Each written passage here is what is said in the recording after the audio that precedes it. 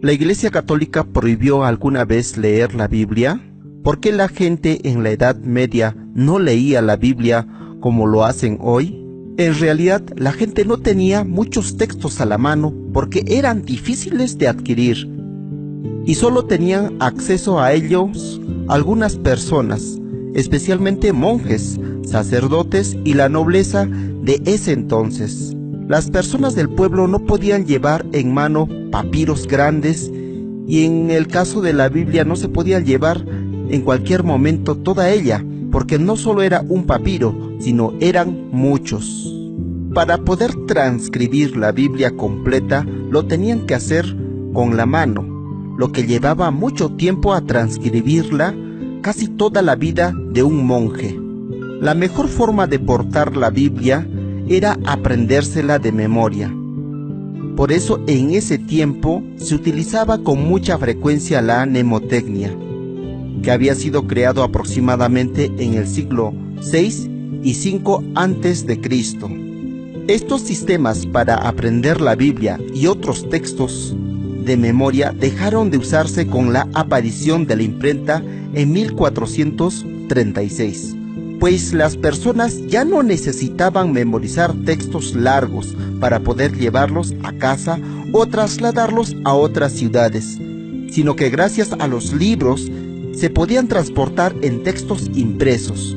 Lo mismo pasó también con la Biblia. Los tiempos van cambiando. En la actualidad, los jóvenes están dejando de utilizar las Biblias físicas. Para los jóvenes de la actualidad es preferible utilizar una Biblia virtual y no solo una Biblia, sino muchos y cientos de textos en un solo lugar, es decir, en su celular o en la tablet.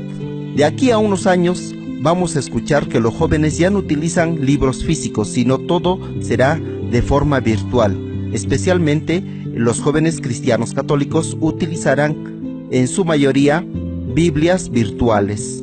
Pero no solo Biblia, también utilizarán catecismos, enciclopedias, documentos eclesiales y todo de forma virtual. Después de este análisis podemos decir que la Iglesia nunca prohibió el uso de la Biblia.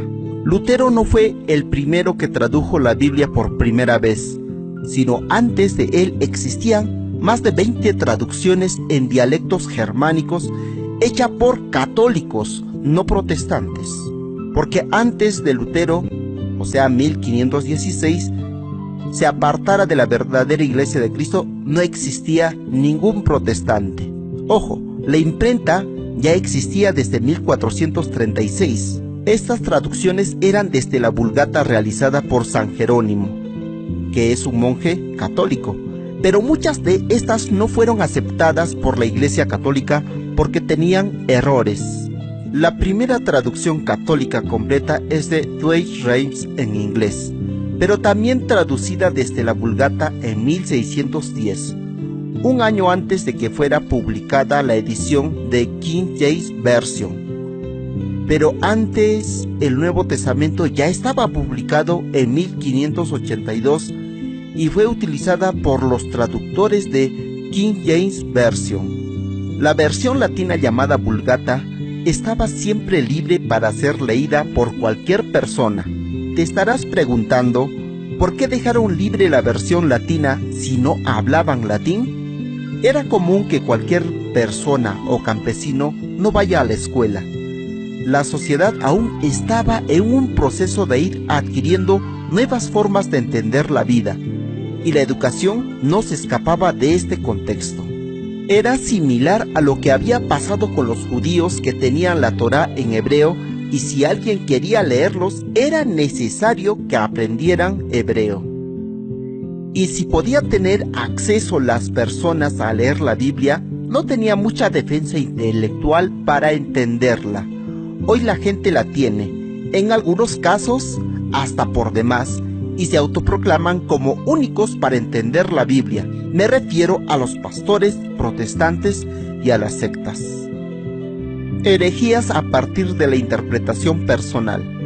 La iglesia estaba preocupada por las herejías que no son recientes, sino que habían grupos como los arrianos, los albingenses, los cátaros y entre otros. Claro que estos no eran tan herejes como las sectas actuales, pero la iglesia no quería que estos grupos influyan negativamente en la doctrina, tergiversando su verdadero sentido. A partir de esto había sacerdotes que cayeron en el error de prohibir leer la Biblia. Pero no era el Papa, sino era solo algunos sacerdotes, no era toda la iglesia entera. Y de esto podemos reconocer que es verdad, porque no existe una iglesia en el mundo entero que reconozca su propia culpa, solo la Iglesia Católica. Pero hoy también podemos entender a estos sacerdotes porque existen herejías que ellos temían que cuando las personas leyeran un texto y sin ninguna cultura puedan tergiversarlas, y hoy están tergiversando.